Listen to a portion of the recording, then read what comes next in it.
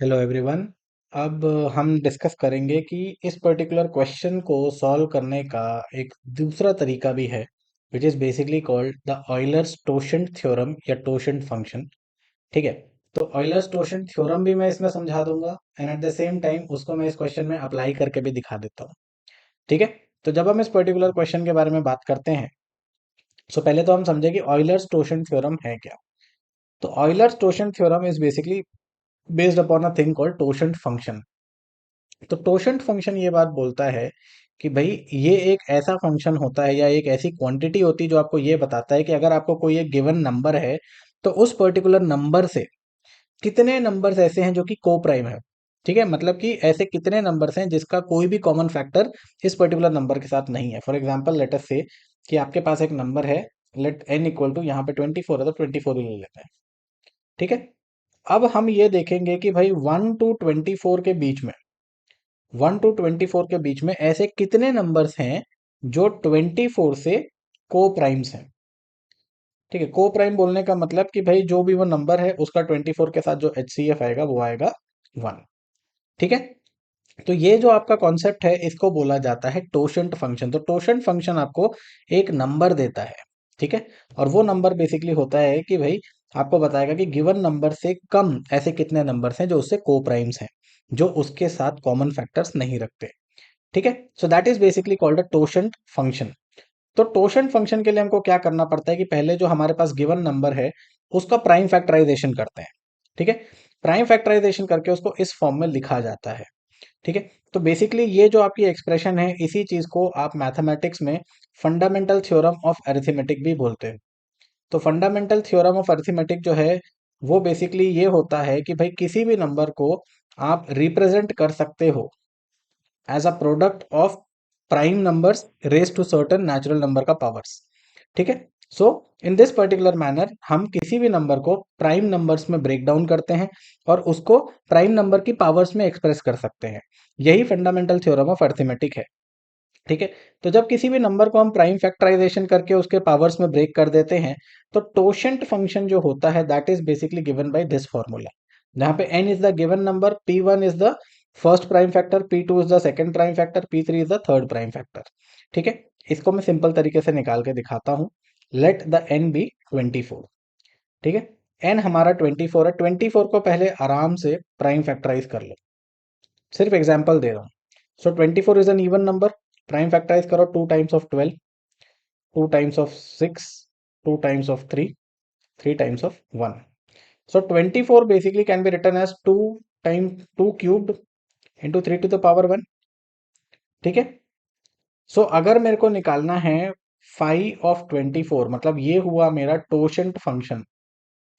ठीक है, this is basically going to be my totient function. So that will be 24 into 1 - 1/2 into 1 - 1/3।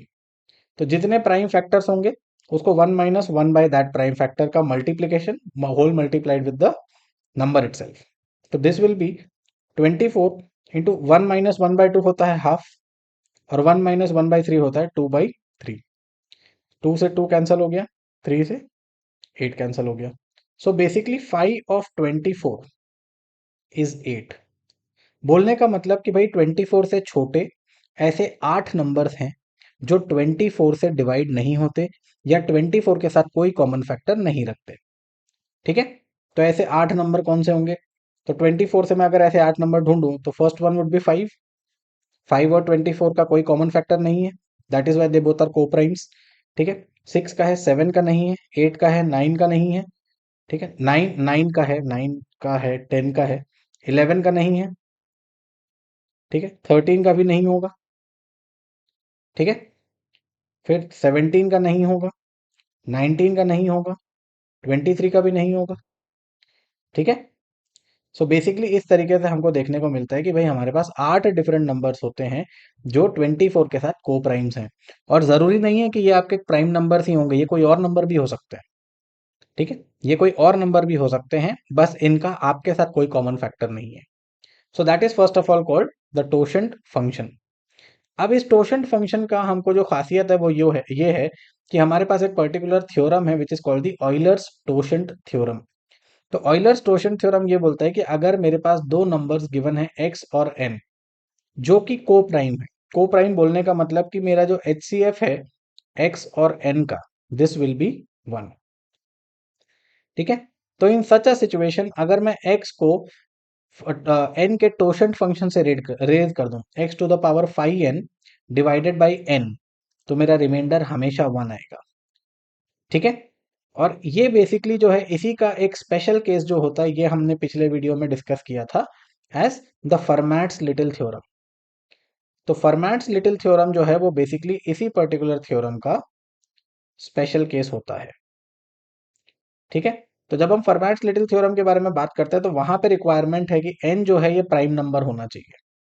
यहाँ पे ऐसी कोई रिक्वायरमेंट नहीं है। यही सबसे बड़ा फर्क है बिटवीन यूलर्स टोशन थ्योरम और फर्मैट्स लिटिल थ्योरम के बीच में। ठीक है, सो अब इस पर्टिकुलर क्वेश्चन में यूलर्स टोशन थ्योरम लगाएंगे कैसे। तो यहाँ पे आपसे क्या पूछा हुआ है, आपसे पूछा हुआ है remainder of 3 to the power 255 divided by 28। ठीक है, तो यहाँ पे मेरे पास n की जगह क्या वैल्यू है 28। तो n जो कि 28 है, this can be written as 4 into 7 which is 2 squared into 4 prime factor, 2 squared into 7 prime factors में। ठीक है, तो मैं यहाँ से क्या करूंगा, सबसे पहले मैं निकालूंगा फाइव ऑफ n। ठीक है, तो फाइव ऑफ n क्या होगा 28 इंटू 1 - 1/2 इंटू 1 - 1/7। ठीक है, तो ये क्या हो गया 28 इंटू 1/2 इंटू ये हो गया 6/7। 7 टाइम्स ऑफ 2 इज 14। ठीक है, and 14 times 2 is 28। So basically ये हो गया 12। So this is basically 5 of 28। ठीक है, दैट इज बेसिकली 12। समझ गए। So when this is basically seen, तो अब क्या होगा कि मेरे को ये मालूम पड़ता है अकॉर्डिंग टू ऑयलर्स टोशन थ्योरम। इतना सब तो एग्जाम में लिखना नहीं होता, लेकिन क्योंकि मेरे को अभी आपको एक्सप्लेन करना है करके लिख दे रहा हूं। ठीक है, remainder of 3 to the power 12 divided by 28 will be 1। यही चीज थी। यूलर्स टोशन थ्योरम क्या था, ऑयलर्स टोशन थ्योरम था कि 3 to the power 5 of n divided by n, इसका जो रिमाइंडर होगा वो कितना आएगा 1। तो मेरे को ये मालूम पड़ गया कि 3 to the power 12 divided by 28 का जो रिमाइंडर होगा वो होगा 1। तो अब मैं क्या करूंगा, अब मैं सिर्फ एक ही चीज करूंगा और वो ये है कि मैं 255 को 12 से डिवाइड करके उसके टर्म्स में लिख दूं। So when I divide 255 by 12, so basically 12 times of 2 is 24, this is 1, ये बचा 5, 12 टाइम्स ऑफ 1 इज 12, ये हुआ 3। So basically 255 can now be written as 12 times of 21 plus 3। ठीक है, so that basically means 3 to the power 255 can be written as 3 to the power 12 times of 2 21 plus 3, which will be 3 to the power 12 to the power 21 into 3 to the power 3।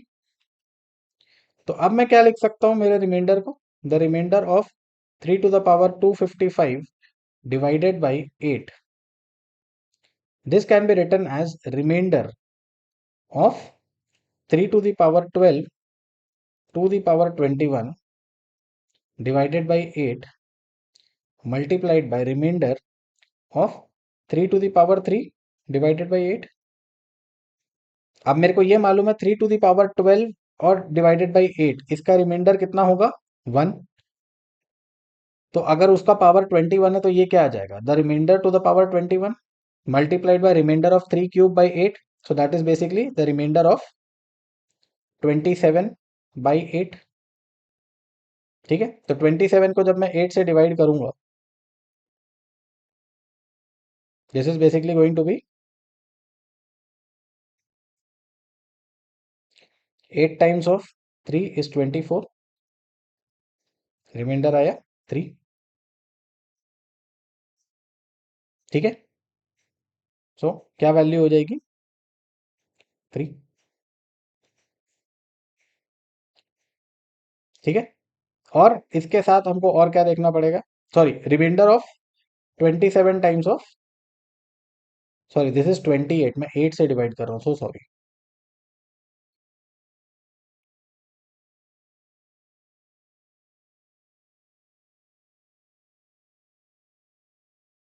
So now my remainder of 3 to the power 255 divided by 28.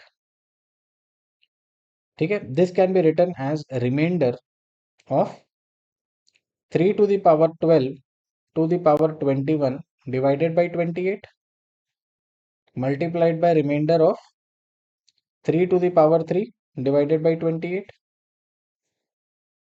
अब मेरे को Euler's टोशन theorem से ये मालूम पड़ गया, Euler's टोशन theorem, so sorry, 3 to the power 12 divided by 28 is basically going to give me the remainder of 1। तो इसका रिमाइंडर क्या हो जाएगा 1 टू द पावर 21, और इसका रिमाइंडर क्या हो जाएगा remainder of 3 cubed is 27 divided by 28। ठीक है, so 27 when divided by 28 the remainder will be number itself, so the remainder is 27। ठीक है, तो लगभग आपको सेम टाइम दोनों ही तरीके से लगेगा। आप अगर फर्स्ट वाले मेथड से करो जहां पे बेसिकली आप n बाय n+1 के फॉर्मूले में जा रहे थे, या फॉर दैट मैटर आप इस पर्टिकुलर यूलर्स टोशन थ्योरम को लगाओ या ऑयलर्स टोशन थ्योरम को लगाओ, you are going to get the same result. बस ये है कि आपको जो चीज सिंपल लगे, एंड ट्रस्ट मी जब मैं बात कर रहा हूँ, ये जो आपके पास एक्सप्रेशन आ रहा है, ये एक्सप्रेशन आपको ज्यादा सिंप्लीफाई कर देता है यूलर्स टोशन थ्योरम। ठीक है, तो इसीलिए इस पर्टिकुलर थ्योरम को थोड़े अच्छे से प्रैक्टिस करके आप यूटिलाइज कर सकते हैं। अब जैसे इसको यहाँ पे लगाते हैं। ठीक है, now what we have been given the question, we have to find out the remainder of 111 to the power 222 plus 222 to the power 333 plus 333 to the power 444 divided by 5। ठीक है, so basically this will be the remainder of 111 to the power 222 divided by 5 plus remainder of 222 to the power 333 divided by 5 plus remainder of 333 to the power 444 divided by 5। ठीक है, अब यहाँ पे जो आपकी सबसे स्पेशल बात है वो ये है कि यहाँ पे हमारा जो डिनोमिनेटर है that is 5, denominator is 5 and this is a prime number. ठीक है, ये एक प्राइम नंबर है। सो ये बेसिकली हम क्यों कर रहे हैं, क्योंकि इस पर्टिकुलर क्वेश्चन में हम दोनों की दोनों चीज लगाएंगे, हम यूलर्स टोशन थ्योरम और फर्मैट्स जो लिटिल थ्योरम है दोनों लगाएंगे। मैंने क्या बताया था कि फर्मैट्स लिटिल थ्योरम जो है वो यूलर्स टोशन थ्योरम का स्पेशल केस है। ठीक है, so when you talk about this particular thing, तो पहली बात तो हम बात करें कि हमारा जो ये वाला पार्ट है remainder of 333 to the power 444 divided by 5, इस पर्टिकुलर क्वेश्चन को हम सीधा फर्मैट्स थ्योरम से लिख देंगे। यहाँ पे हम फर्मैट थ्योरम लगा सकते हैं। क्यों लगा सकते हैं, क्योंकि फर्मैट थ्योरम में जो है हमको क्या चाहिए होता है, फर्मैट थ्योरम के लिए हमको चाहिए होता है डिनोमिनेटर -1, तो 5 - 1 इज 4। ठीक है, so when you talk about it, तो फर्मैट थ्योरम से आप इस चीज को डायरेक्टली कर सकते हो, कर तो आप बाकी को भी सकते हो, इट्स अप टू यू कैसे करना है। ठीक है, तो फर्मैट थ्योरम ये बोलता है कि हमारा डिनोमिनेटर जो है वो प्राइम नंबर है, 111 222 333। ठीक है, तो एच सी एफ ऑफ 111 और 5, H C F of 222 and 5, और एच सी एफ ऑफ, इसके बाद हमारा जो है H C F of 333 and 5। तीनों ही केस में हमारा जो एच सी एफ है वो 1 आएगा। तो क्या हुआ, हमारा डिनोमिनेटर प्राइम नंबर है, हमारा जो जो हमारा GCD है या HCF है, दैट इज बेसिकली वन। ये सारे के सारे नंबर्स को प्राइम है 5 के साथ, हम बड़े आसानी से फर्मैट्स लिटिल थ्योरम लगा सकते हैं। ठीक है। तो फर्मैट्स लिटिल थ्योरम जब हम लगाते हैं तो फर्मैट्स लिटिल थ्योरम ये बोलता है कि the remainder of any number, ठीक है, numerator to the power denominator -1 divided by denominator will be equal to 1। ठीक है। हमको ये चीज मालूम है कि इसका रिमाइंडर जो है ये 1 आएगा। This is what the Fermat's little theorem tells us. ठीक है। अब हम क्या करने वाले हैं, हमको ये मालूम है कि भाई D-1 जो है that is 4, and that is why हमको ये समझ में आ गया है कि the remainder of 111 to the power 4 divided by 5 will be equal to the remainder of 222 to the power 4 divided by 5 will be equal to remainder of 333 to the power 4 divided by 5, which will be 1। तो अब हम क्या करेंगे, 111 to the power 222 को हम represent करेंगे in term in the powers of 4, 222 to the power 333 को represent करेंगे इन द पावर्स ऑफ 4, और 333 टू द पावर 444 को रिप्रेजेंट करेंगे in the powers of 4। So 222 को जब मैं 4 से डिवाइड करूं तो this will be 55 times 220, remainder आएगा 2। ठीक है। So this can be written as 11 to the power 4 into 55 plus 2, which can 111 to the power, this can be written as 111 to the power 4 into 55 plus 2, which can be written as 11 to the power 4, 111 to the power 4 whole to the power 55 into 11 to the power 2, sorry 111 to the power 2। ठीक है। वैसे ही जब मैं 333 को divide करूंगा 4 से, so in that particular case 4 8 are 32, 4 3 are 12, remainder 1। So 222 to the power 33, 333 can be written as 222 to the power 4 into 83 plus 1। So this can be written as 222 to the power 4 to the power 83 into 222 to the power 1। ठीक है। अब 444 तो directly 4 से divisible है, so in that particular case it can be written as 333 to the power 4 to the power 111। ठीक है। अगर ये चीज हमको समझ में आ गई तो हमको ये मालूम है कि the remainder of 111 to the power 4 whole to the power 55 into remainder of 111 का square divided by 5 will basically be, या इतना नहीं भी लिखूं, मैं इतना ही लिखूं, ठीक है, डिवाइडेड बाई 5। सो ये बेसिकली मेरे को क्या देगा, ये पर्टिकुलरली मेरे को दे देगा, मेरा रिमाइंडर आएगा 111 to the power divided by to the power 4 divided by 5 का रिमाइंडर 1 था, और 1 टू द पावर 55 का मेरा रिमाइंडर क्या होगा, 1। ठीक है। रिमाइंडर तो यही रहेगा। फिर रिमाइंडर ऑफ ऐसे ही 222 to the power 4 to the power 83 divided by 5, इसका भी रिमाइंडर आएगा 1 टू द पावर 83 जो आ जाएगा 1। Then remainder of 333 to the power 4 to the power 111 divided by 5, इसका रिमाइंडर क्या आ जाएगा, 1 टू द पावर 111, रिमाइंडर आ गया 1। अब लेकिन इसके साथ एक और चीज क्या जुड़ी हुई है कि भाई हमारे पास यहाँ पे जो दूसरे जो हमारे बचे हुए रेमिनेंट पावर्स हैं, so remainder of 111 to the power 2 by 5, so that will be remainder, जब मैं 111 को 5 से डिवाइड करूंगा I will be getting the remainder 1, divide 111 by 5, so 5 times of 2 is 10। ठीक है। फिर 5 टाइम्स ऑफ 2 इज 10, रिमाइंडर कितना आएगा 1, So the remainder of 500 and 111 by 5 will basically be 1 का स्क्वायर, ठीक है। रिमाइंडर ऑफ 222 by 5, तो 5 का लास्ट मल्टीपल 222 से पहले होगा 220, तो यहाँ पे आ जाएगा रिमाइंडर 2, क्योंकि यहाँ पे 222 टू द पावर 1 था, और यहाँ तो 333 to the power 4 to the power 111 है, तो कोई मतलब ही नहीं है, ठीक है। तो अब मेरा ओवरऑल रिमाइंडर क्या बनेगा? So basically the remainder of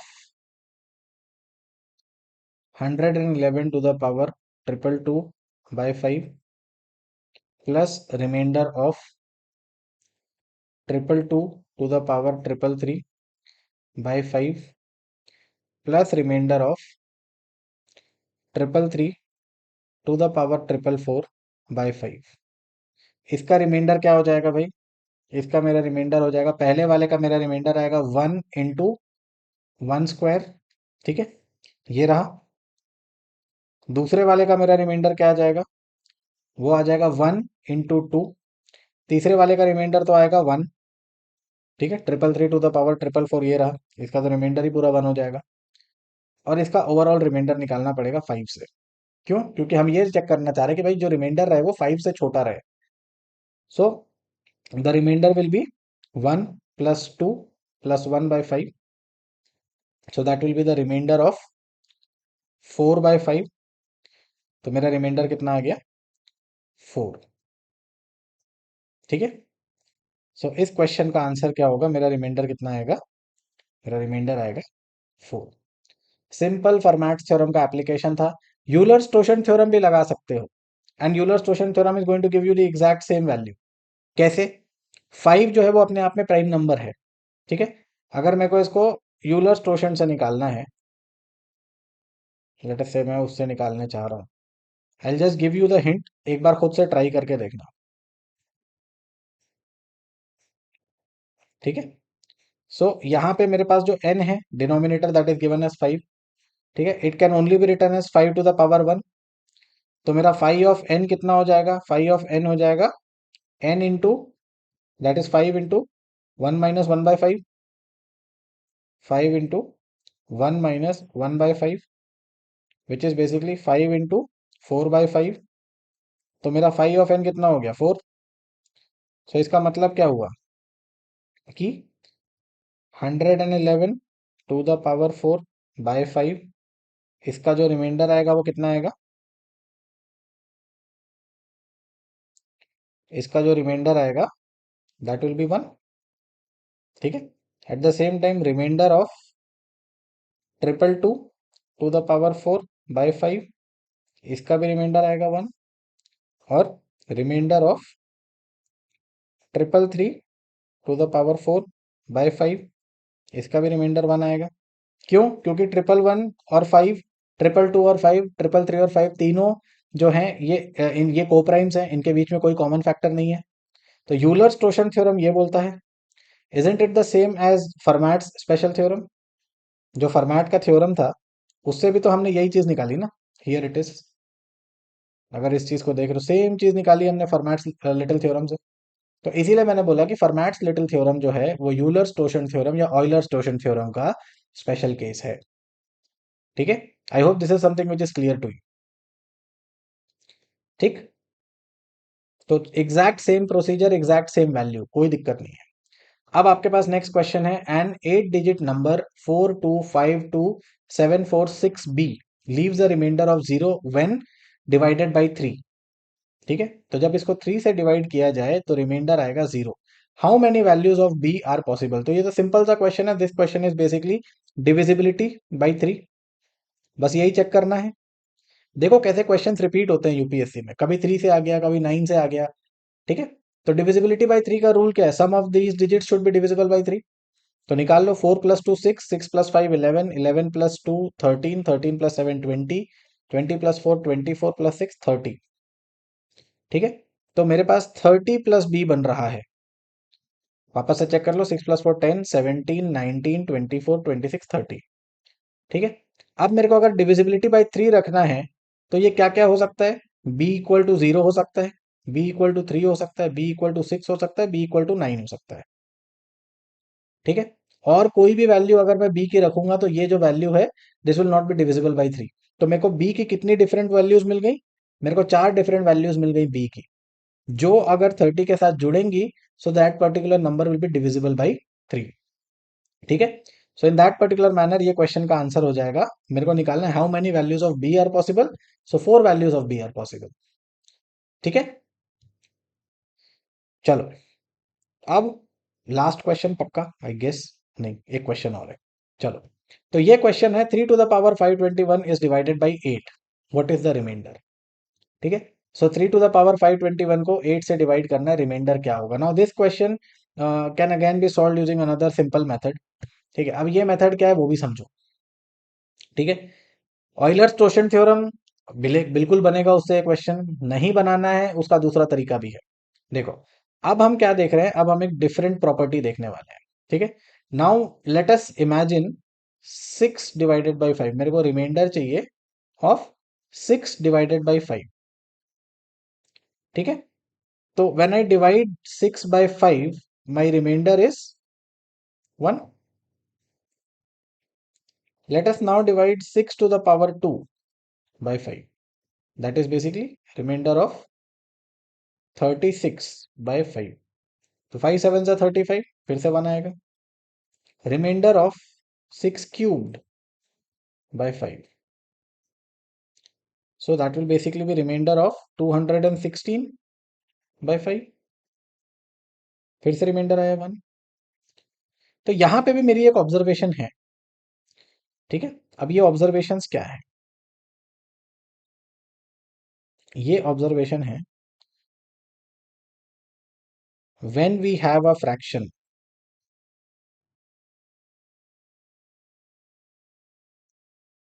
of the form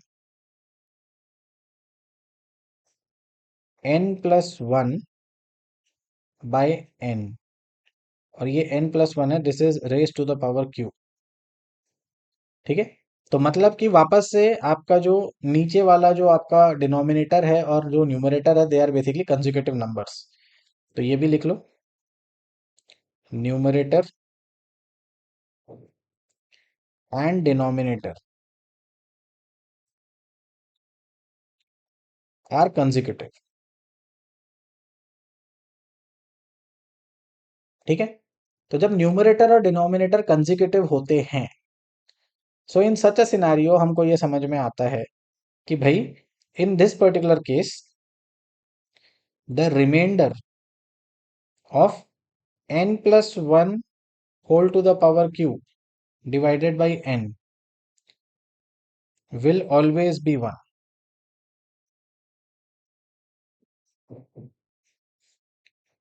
for all values of q।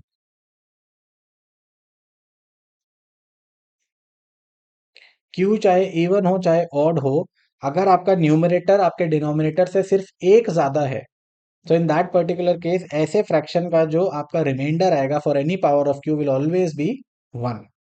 तो अभी देखो हमारे पास जो गिवन क्वेश्चन है, इस गिवन क्वेश्चन में हमको समझ में आ रहा है कि भाई हमारे पास जो है द क्वेश्चन बेसिकली सेज कि भाई हमारे को चाहिए 3 to the power 521 divided by 8 का रिमाइंडर, मेरे को इसका रिमाइंडर चाहिए।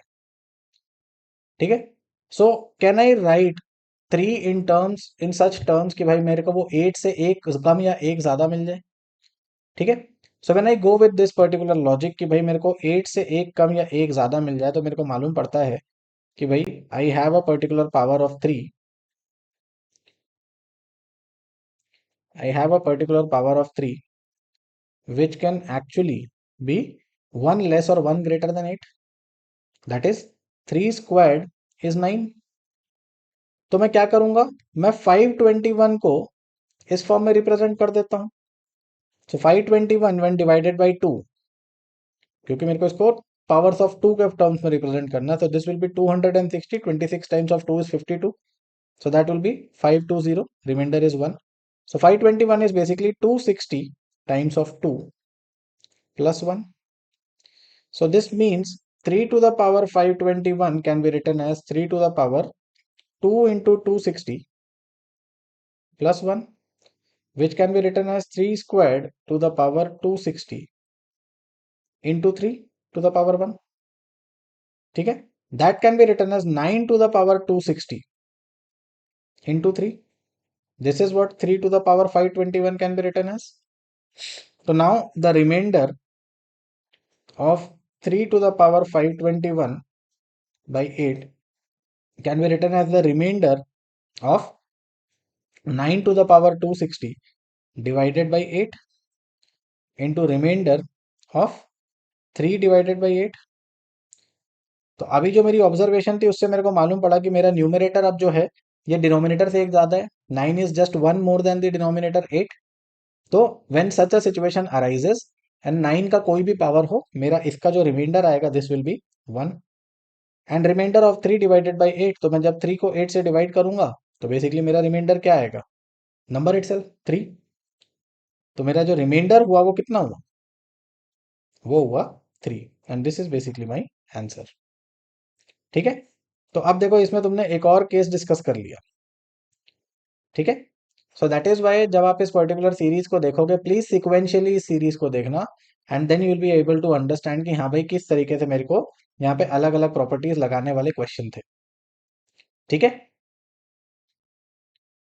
अब ये लास्ट क्वेश्चन है. What is the remainder when 17 to the power 19 plus 19 to sorry 17 to the power 29 plus 19 to the power 29 is divided by 18. ठीक है, so this particular question again can be solve in two ways. आपको जो question दिया हुआ है वो दिया हुआ है रिमाइंडर, आपको क्वेश्चन में दिया है you have to find the remainder of 17 to the power 29, ठीक है, plus 19 to the power 29 divided by 18. ठीक है, अब देखो, अब मैं इसमें तुमको दोनों ही तरीके बता देता हूं. ठीक है, तो the first way, method one. Method one straight forward property के एप्लीकेशन का है, लेकिन प्रॉपर्टी याद रहनी चाहिए. ठीक है, a to the power n plus b to the power n is divisible by a plus b for all values of n. ठीक है, तो यहां पे मेरे पास है 17 to the power 29 plus 19 to the power 29. ठीक है, तो ये है a to the power n, दोनों का सेम पावर से रेज्ड है. So that will be divisible by 17 plus 9, 17 to the power 29 plus 19 to the power 29 will be divisible by 17 plus 19 which is 36. ठीक है, और 36 को मैं लिख सकता हूं एज 2 इंटू 18, राइट. तो जब मेरा जो डिनोमिनेटर है वो ऑलरेडी उस डिवाइजर का फैक्टर है जिससे ये डिवाइड होगा, तो इसका मतलब क्या हुआ, अगर ये 36 से डिवाइड होगा ये एक्सप्रेशन, तो ये 18 से भी डिवाइड होगा, right. So based upon this particular conclusion I can say very confidently, remember a remainder of 17 to the power 29 plus 19 to the power 29 divided by 18 will be 0 based upon this particular property. ठीक है, but चलो hypothetically ये सोचते हैं आपको ये property नहीं आती है. So in that particular case ये क्वेश्चन दूसरे तरीके से भी सॉल्व हो सकता है. Remainder of 17 to the power 29 plus 19 to the power 29 divided by 18, ठीक है, will basically be the remainder of 17 to the power 29 divided by 18 plus remainder of 19 to the power 29 divided by 18. अब ये वाला जो form है this is basically n by n plus 1, n to the power q divided by n plus 1, और ये वाला जो form है ये है n plus 1 to the power q divided by n. ठीक है, अब हमको ये मालूम है कि ये वाले फॉर्म में the remainder of n to the power q divided by n plus one. ठीक है, this is n when q is odd and this is 1 when q is even, right? और इस पर्टिकुलर केस में हमको ये मालूम है कि reminder of n plus 1 to the power q divided by n will always be 1 for all values of q. तो simple सी बात है, remainder of 17 to the power 29 by 18 will be number itself 17, and remainder of 19 to the power 29 divided by 18 will be 1. तो इन दोनों का reminder कितना हुआ? तो इनका रिमाइंडर हुआ that will B 17 plus 1 which is 18. ठीक है, so the remainder of 17 to the power 29 plus 19 to the power 29 by 18 will be remainder of 1 plus will be 17 plus 1 by 18. So that will be the remainder of 18 by 18. तो इसका remainder क्या आएगा? 0. ठीक है, तो ये दो तरीके हैं इसी क्वेश्चन को करने के. तो इसका आंसर क्या हुआ? सीधे सीधे 0. ठीक है, तो ये खुद देखो कि किस तरीके से आप इस पर्टिकुलर क्वेश्चन को कर सकते हो. These questions are pretty simple questions, और ये क्वेश्चंस जो हैं आपके स्ट्रेट फॉरवर्ड प्रॉपर्टीज और आपकी क्या कहते हैं थ्योरम्स से बन जाते हैं. थ्योरम्स की प्रैक्टिस करने में थोड़ा सा टाइम लग सकता है, बट डेलिबरेटली इन क्वेश्चंस को उस तरीके से प्रैक्टिस करो, you will be finding more questions of this part, and आप आराम से इन क्वेश्चंस को प्रैक्टिस करके इनको लगा सकते हो. ठीक है, सो नंबर सिस्टम के ये क्वेश्चंस बड़े ही सिंपल और बड़े ही टाइम इफेक्टिव मैनर में सॉल्व हो सकते हैं. You can be crossing the you can say a very big barrier, क्योंकि नंबर सिस्टम के कई सारे क्वेश्चंस हमको समझ में नहीं आते. इन कॉन्सेप्ट्स को लगाने के बाद आपको वो क्वेश्चंस जो है वो समझ में आने लगेंगे. तो आई होप आपको ये क्वेश्चंस और ये कॉन्सेप्ट समझ में आए हों.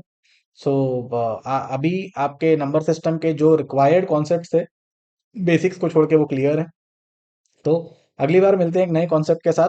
टिल देन आप इसको आराम से रिवाइज कीजिए, प्रैक्टिस कीजिए. कोई डाउट होता है तो प्लीज़ कमेंट कीजिए. ठीक है, और अगर आपको कहीं पे लगता है कि कोई एक्सप्लेनेशन में या कोई चीज़ में आपको दिक्कत है, डाउट हो रहा है, तो बताइएगा, विल बी एड्रेसिंग दैट. ठीक है, so till next time please take care, please study well, all the best, thank you.